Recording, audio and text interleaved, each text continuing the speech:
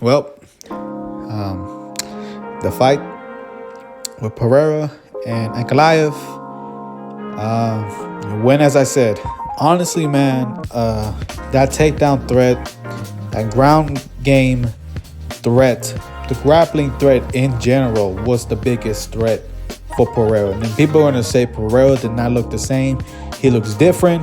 But I'm going to tell you straight up, the Periera that fought Jamal Hill, Jiri Prohaska, and Khalil Roundtree, that was the same Periera. The difference is Ankalaev had the grappling department and used it right to win the fight. I like Periera and I want him to win. I wanted him to win, but he lost fair and square. He lost on criteria. Yeah, it was like just holding him on the cage, but Alex couldn't do nothing. And honestly, I even called it in my previous video. Have Periera winning, but at the same time, in the back of my head, I think Ankalaev is gonna pull this off by snooze fest. And I said before, grappling not the best. Ankalaev's grappling is not the best when you compare it to the rest of the Daggies, but in light heavyweight, it's gonna work, and it worked today. It worked tonight. Am I pissed that it happened like that? Yeah, and honestly, I really wanted Periera to get out wrestled and then get knocked out. The way that would have been better, but instead, he lost due to control time. And I know people are gonna be like, "That's bullshit. You really don't deserve to win it," but it really has to do with Alex's fault too. And Ankalaev showed amazing kickboxing as well. I even said before, like, he got good. He's mostly a kickboxer. And I tell you again, the takedown threat is gonna put fear in every opponent, no matter what.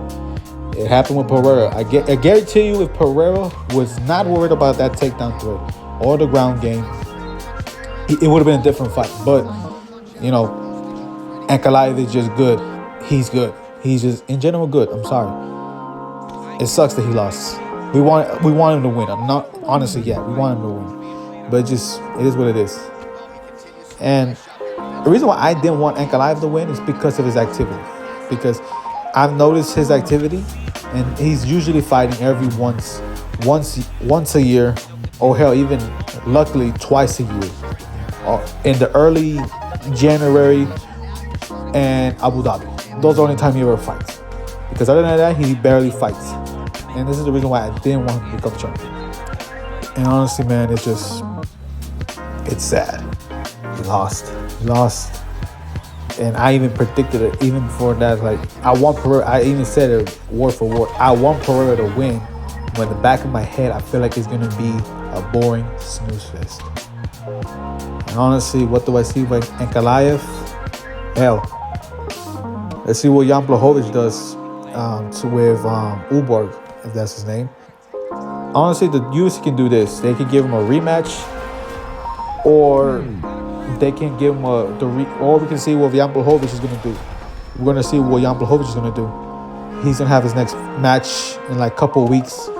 And if he wins that fight, we can see about a rematch in Abu Dhabi.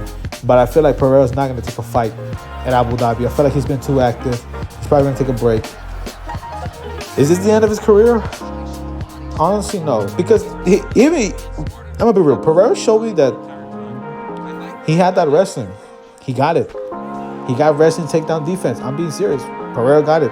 He showed he was a complete fighter.